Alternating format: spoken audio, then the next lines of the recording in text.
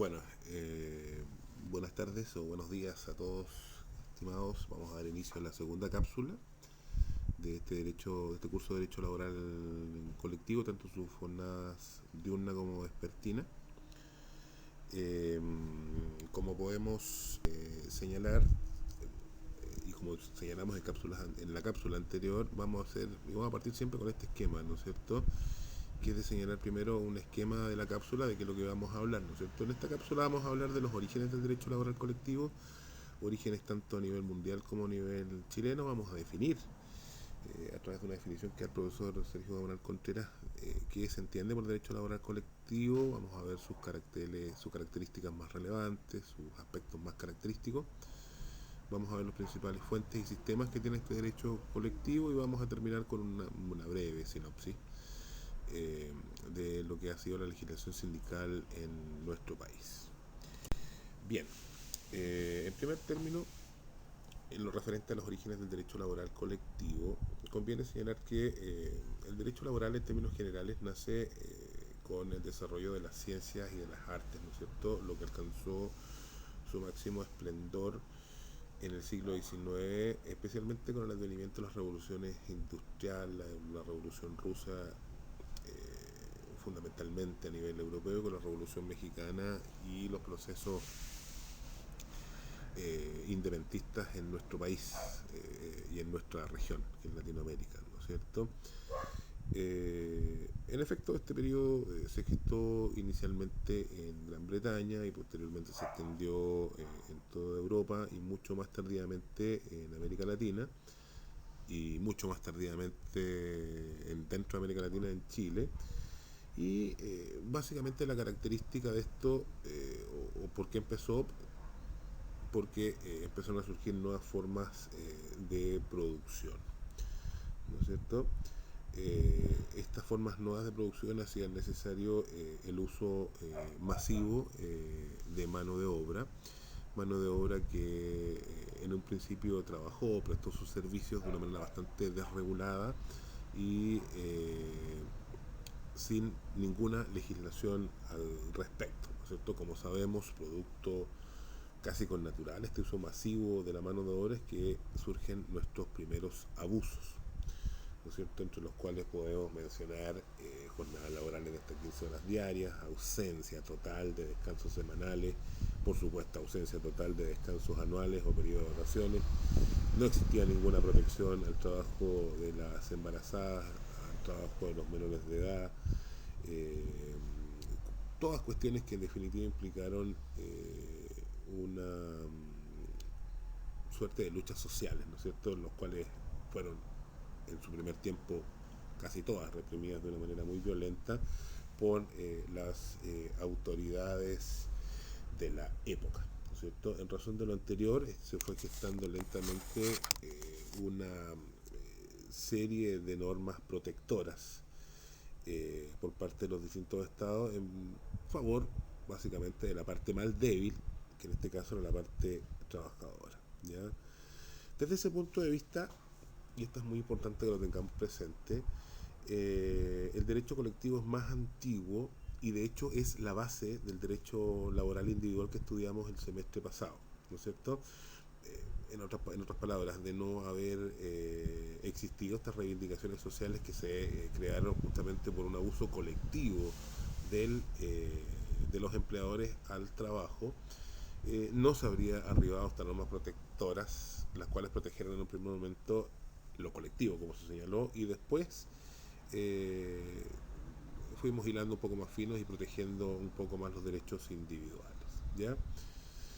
Eh, Sin embargo, lo anterior, los orígenes en términos generales del derecho colectivo no coinciden o no bastaron, mejor dicho, para el nacimiento de un sindicalismo, ¿ya?, o de la organización colectiva en términos generales, que va a ser lo que nos va a abocar en esta primera parte del curso, el tema 2 que ustedes pueden analizar en su Moodle, ¿no es cierto? En efecto, en primer término, y luego de surgidos los abusos, pero casi de manera coetánea, surge lo que el profesor Gamonal denomina la colectivización del trabajo, ¿no es cierto?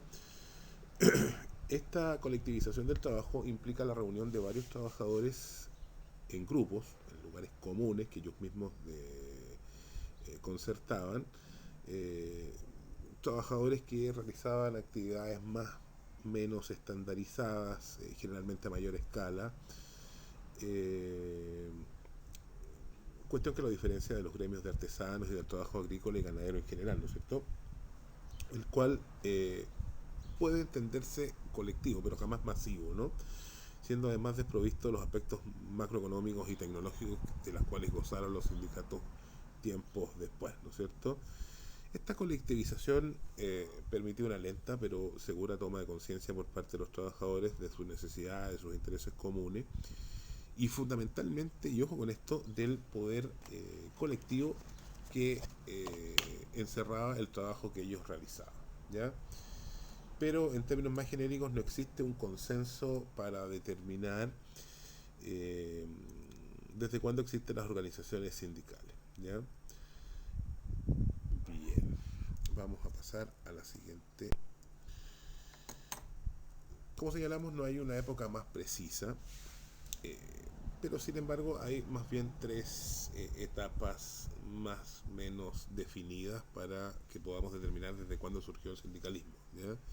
Un primer estadio, dice ahí la lámina, dado por las organizaciones de carácter mutual y de socorros mutuos, donde los trabajadores se agrupan y juntan aportes para cubrir eventuales imprevistos, ¿ya?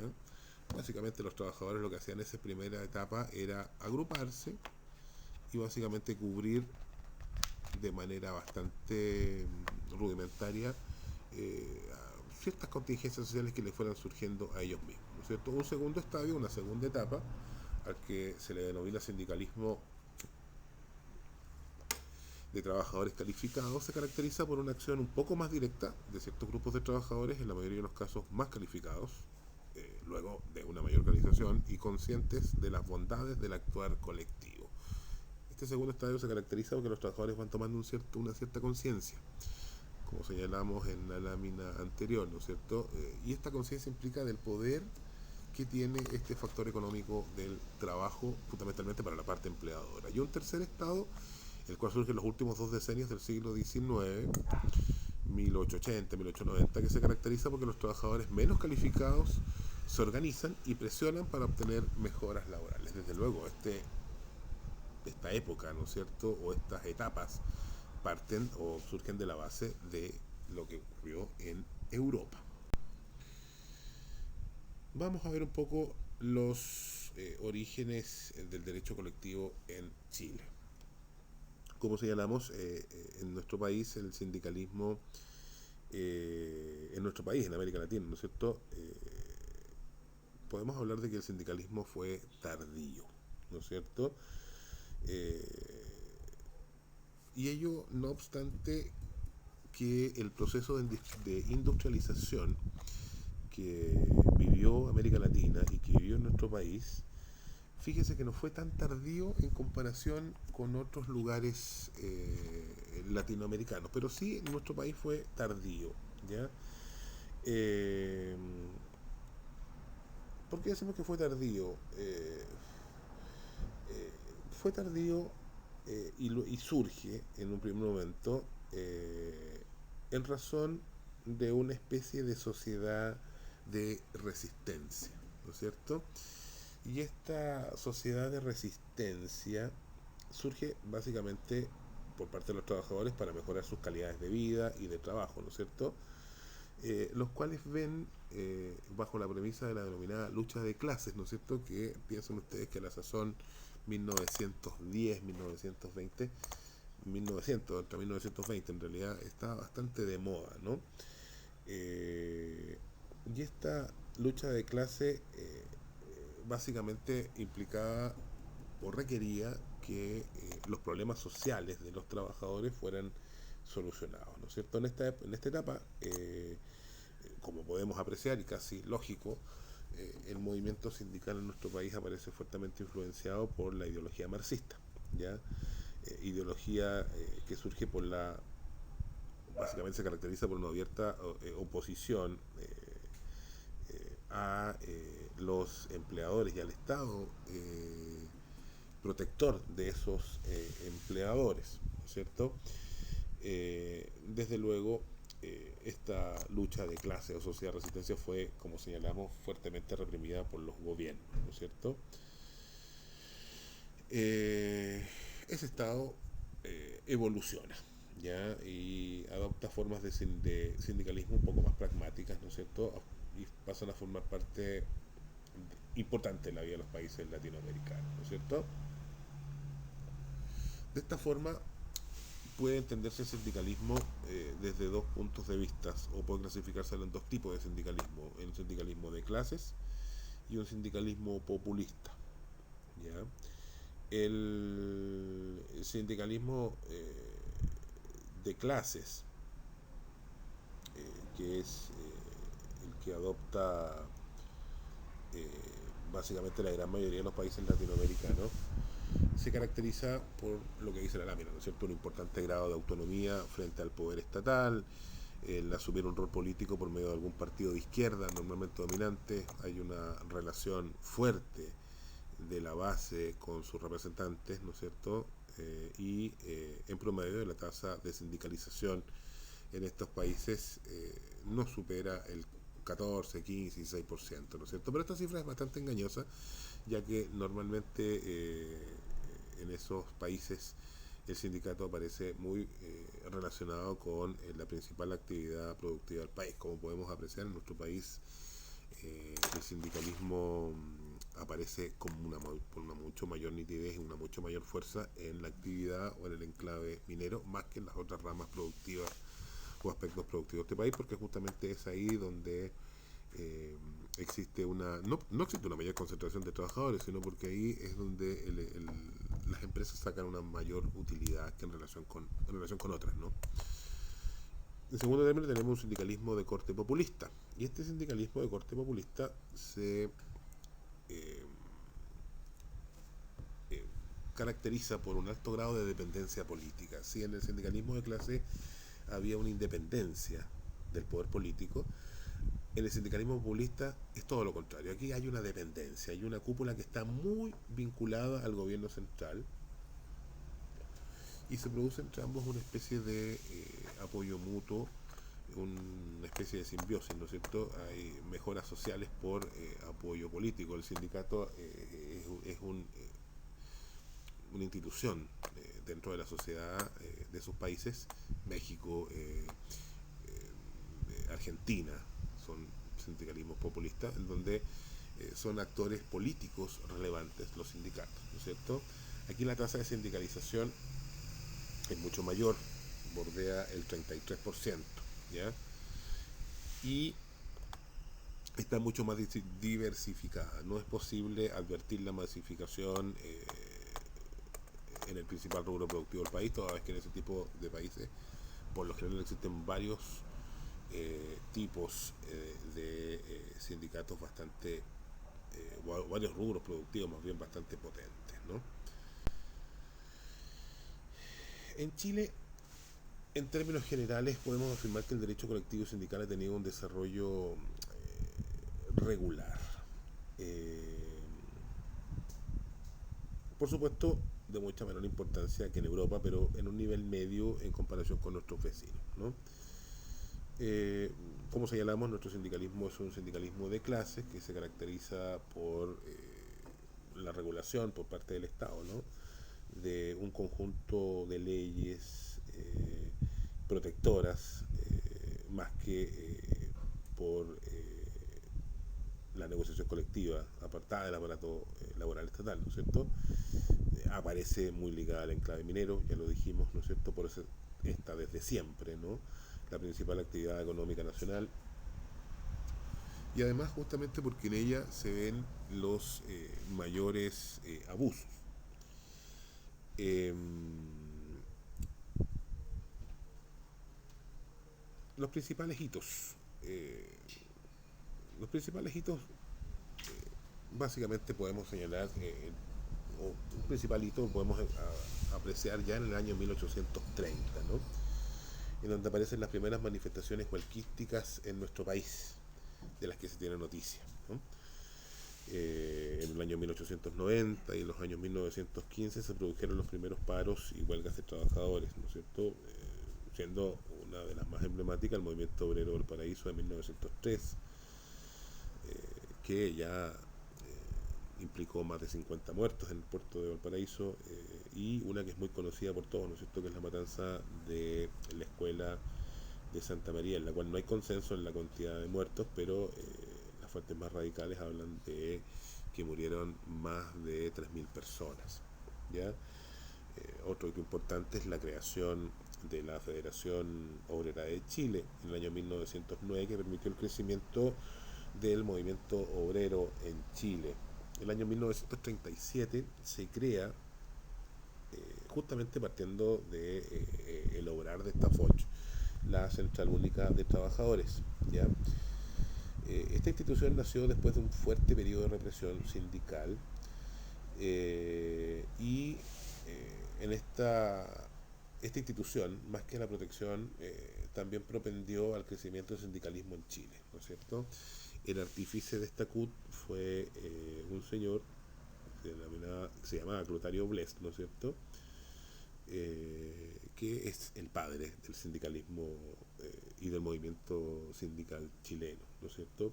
Desde luego, toda esta actividad sindical aparece o tuvo un fuerte movimiento, ¿no es cierto? Y se desarrolló de una manera más bien estable y creciendo en el tiempo. Ello hasta que ocurrió el pronunciamiento militar del año 1973, ¿no es cierto?, en donde la actividad sindical desaparece, ¿no es cierto? Eh, y se recupera de forma paulatina en el año, básicamente con el plan laboral, que en definitiva lo que hace es permitir un poco la participación sindical, pero de una manera muy rudimentaria. ¿Ya? Finalmente,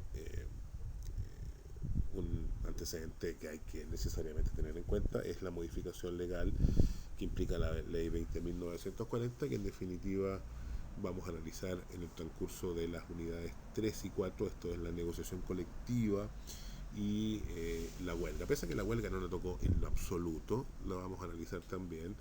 En términos generales es una ley regular, yo la calificaría como regular. Perdimos una oportunidad maravillosa para tener una muy buena ley, pero ustedes saben que aquí en nuestro país quienes gobiernan son en definitiva las empresas, ¿no es cierto? Ustedes saben lo que es mi pensamiento en ese sentido, y en tal sentido es lo que podemos tener.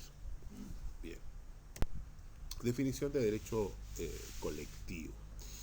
El profesor Camonal, en una de sus definiciones más modernas y completas, que yo estimo, define el derecho colectivo como aquella parte del derecho al trabajo que se ocupa del estudio de los fenómenos colectivos laborales desde una doble perspectiva. Una primera perspectiva se refiere a la agrupación, organización y regulación de los actores sociales, trabajadores y empleadores, y sus relaciones con el Estado. Y una segunda perspectiva, la normativa generada producto de la autonomía colectiva de dichas agrupaciones. Dicho eso, podemos analizar las características relevantes que tiene este derecho colectivo. Desde luego, señalemos que estas características no son las únicas, sino las más relevantes o las que tienen mayor preponderancia. Algunas tienen más preponderancia en unas legislaciones que en otras. Estas que estamos analizando son las que tienen más preponderancia en nuestro país. ¿Ya? Una primera característica se refiere a que el derecho laboral es informal. ¿Ya? ¿Y por qué decimos que es informal? Es informal porque nace sin un reconocimiento legal y sin una sanción legislativa, ¿no es cierto? Y se manifiesta posteriormente este carácter en una baja efectividad de las normas sindicales, muchas veces inaplicadas, y hace que se tienda a su desarrollo fundamentalmente a través de medios extranormativos. ¿Ya? En nuestro sistema legal, esto ha repercutido en que la ley solo tiende a limitar el fenómeno colectivo. ¿Ya? Eso es lo que ocurre en nuestro país. En segundo término, el derecho colectivo en nuestro país es un derecho instrumental. Es un derecho instrumental ya que nace justamente con ese fin. Esto es ordenar y tutelar al trabajador y mejorar las condiciones individuales de trabajo y del empleo. Pero este carácter instrumental sucede en beneficio un poco de lo individual, ¿no es cierto? Cómo vamos a analizar del análisis práctico fundamentalmente cuando analicemos negociación colectiva y huelga. En tercer término es un derecho contingente, ¿ya? ¿Y por qué es contingente? Porque se ve fuertemente influido por lo que es la actividad política, económica y cultural de un país, ¿ya? Es un derecho, en otras palabras, que se ve muy abierto a los distintos cambios que vayan trayendo las realidades sociales que en un país se vayan sucediendo, ¿no? En siguiente término es un derecho normativo. Y si bien esta característica el derecho laboral colectivo la comparte con toda rama del derecho, en esta rama la normatividad tiene caracteres especiales, ¿ya? ¿Y por qué tiene caracteres especiales? Porque en este caso las normas están dadas por los propios actores que intervienen, ya, en los acuerdos colectivos, básicamente por los sindicatos o por las organizaciones sindicales y por los empleadores o grupos de empleadores, ¿ya? Finalmente, una última característica, el derecho laboral colectivo es un derecho de autotutela. ¿Qué significa que sea un derecho de autotutela? Que el derecho laboral colectivo legitima esta autotutela, en particular en el caso de la huelga como medio de presión de los trabajadores a fin de que puedan negociar en un pie de igualdad con los empleadores, ¿no es cierto? Y esta autotutela es tal que tiene incluso reconocimiento constitucional, ¿ya? Como una garantía constitucional. Ya vamos a hablar cuando analicemos huelga que este reconocimiento constitucional es bastante difuso. Ya aquí hay tres teorías que vamos a analizar en su momento, no es necesario que tomen nota en el momento, ¿no es cierto? Y estas hablan de que básicamente nuestra constitución no reconoce el derecho a huelga, una primera postura, y otra postura que sí lo reconoce expresamente, y una postura ecléctica, diríamos yo, que dice que lo que nuestra constitución del año 1980 reconoce es un reconocimiento más bien implícito o un reconocimiento tangencial o indirecto, ¿no? Bien.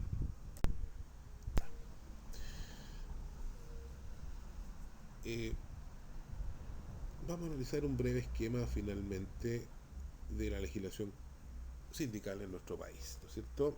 Y este esquema está sacado del libro del profesor Sergio Gamonal y de acuerdo a ese autor es posible distinguir 6 etapas de nuestra legislación sindical o laboral colectiva sindical en nuestro país, ¿ya? Una primera etapa llamada de la inexistencia de la legislación sindical llega desde nuestro periodo independentista hasta el año 1924, ¿ya? En este periodo no existe legislación sindical ni referente a la negociación colectiva, ni referente a la huelga, ni siquiera referente a la regulación de las organizaciones sindicales en sí mismas, ¿no es cierto?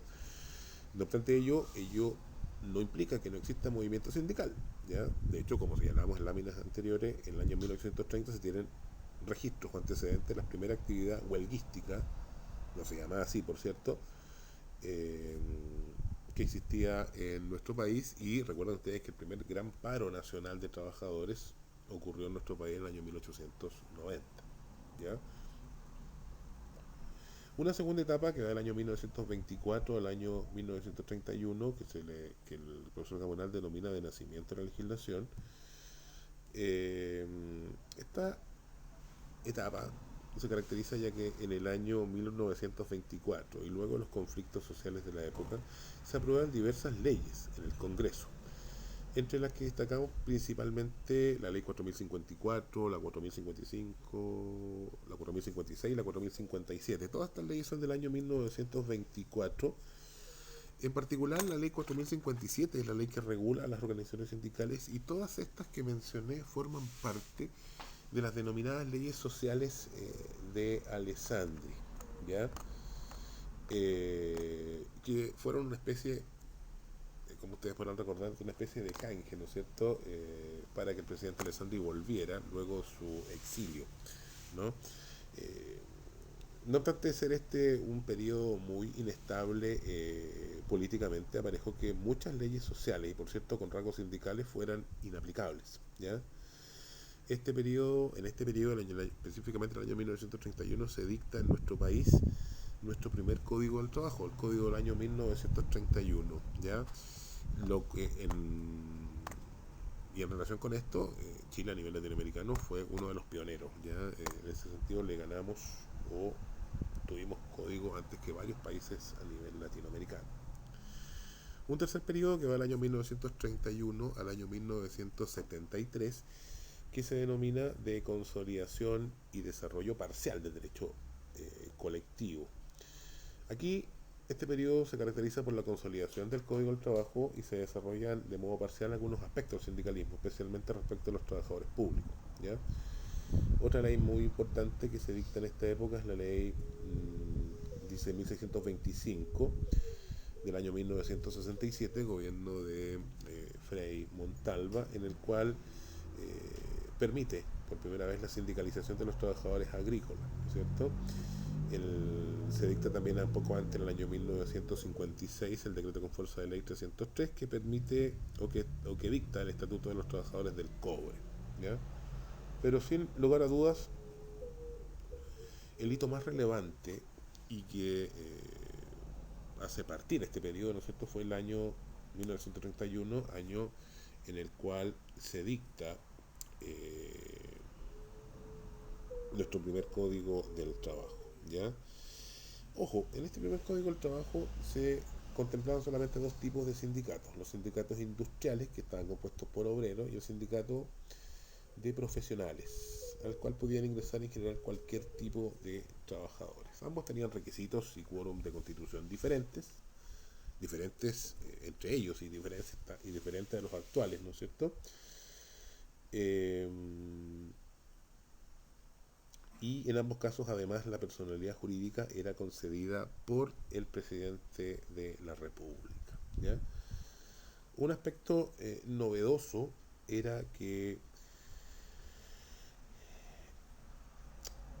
el sindicato industrial participaba en las utilidades de la empresa, pero no podía federarse o confederarse. En términos generales, puede decirse que, salvo con excepción de la sindicación campesina en el año 67, todo el sistema de derecho colectivo orgánico transgredía el mega principio que vamos a analizar en la siguiente cápsula, que es el principio de la libertad sindical, especialmente por su excesivo reglamentarismo, ¿no es cierto? Otras leyes importantes que podemos señalar dentro de la época: la ley 17.074 del año 68, que facultó al presidente para crear comisiones tripartitas de representantes de los trabajadores, de los empleadores y del gobierno, con miras a fijar condiciones comunes de remuneraciones laborales y en general para cada actividad. Y también la ley 16.744, ley que crea y regula un seguro de protección para accidentes del trabajo y enfermedades profesionales, la ley 16.744. Ya, esa ley prácticamente no ha sufrido modificaciones. Eso es un orgullo que tenemos como país, ¿no es cierto? Es una ley que prácticamente no ha sufrido modificaciones y que ha sido copiado casi con texto íntegro por prácticamente todos los países latinoamericanos.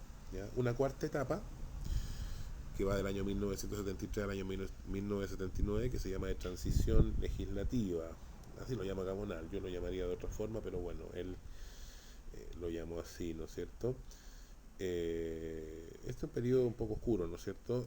Porque básicamente implica la restricción de determinados derechos sociales y también entre ellos el derecho de reunión y fundamentalmente el derecho a sindicalizarse.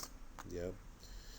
Pero se le canceló la personalidad jurídica, la CUT, ¿no es cierto? Prácticamente no hay movimiento sindical en este periodo que merezca mencionarse.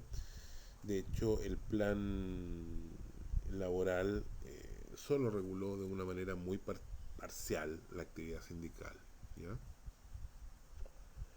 Que vamos a analizar en la siguiente y en la última etapa, que va del año 1991 a la fecha, que se habla de...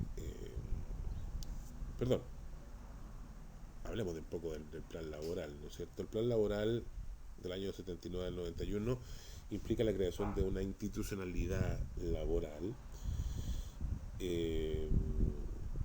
creada por el gobierno militar. Como sabemos, el artífice de este plan laboral fue don José Piñera Echenique, hermano de nuestro presidente, y en él destacan los decretos leyes 2756, 2757, 2758, todos del año 79, que se refieren a organizaciones sindicales, asociaciones gremiales y negociación colectiva respectivamente. Eran decretos leyes que, si ustedes tienen la oportunidad de buscarlos por ahí, eran a ver, bastante inaplicables para la realidad jurídica de la época, ¿no es cierto? El plan laboral, voy a explicarlo un poquitito, pese a que no es del curso propiamente tal, implicaba y buscaba, aunque parezca contradictorio, ¿no es cierto?, la plena libertad sindical, ¿no es cierto? No estaba en contra de la posibilidad de crear sindicatos y de afiliarse a estos. Reguló este plan laboral de manera muy rudimentaria la negociación colectiva y, por cierto, la huelga, pero de una manera muy similar a la que tenemos en la actualidad, ¿no es cierto? En definitiva, colocándole unas fuertes cortapisas y, fundamentalmente, en lo referente a la huelga, eh, indicando o permitiendo el reemplazo de trabajadores durante la huelga, ¿ya? Finalmente tenemos del año 1991 a la fecha el periodo de consolidación, ¿no es cierto? En este periodo, que ya volvimos a la democracia, ¿no es cierto?, se consolida la legislación laboral, específicamente sindical, que ya se encontraba afiatado, ya se encontraba por lo menos la primera piedra con el plan laboral. Básicamente vuelve a renacer la CUT, vuelven a renacer las organizaciones sindicales. Dentro de ese periodo destaca como un hito bastante importante las leyes 19.049 y 19.069 referentes a centrales sindicales y condiciones sindicales respectivamente. El Código del Trabajo se mantiene, pero en el año 1994 se dicta el TFL1, que establece un nuevo Código del Trabajo, el cual tiene un capítulo completo referente a las organizaciones sindicales, la negociación colectiva y también a la huelga, ¿no es cierto? Y ese libro se ve modificado sustancialmente con la ley 20.940 que vamos a ver en el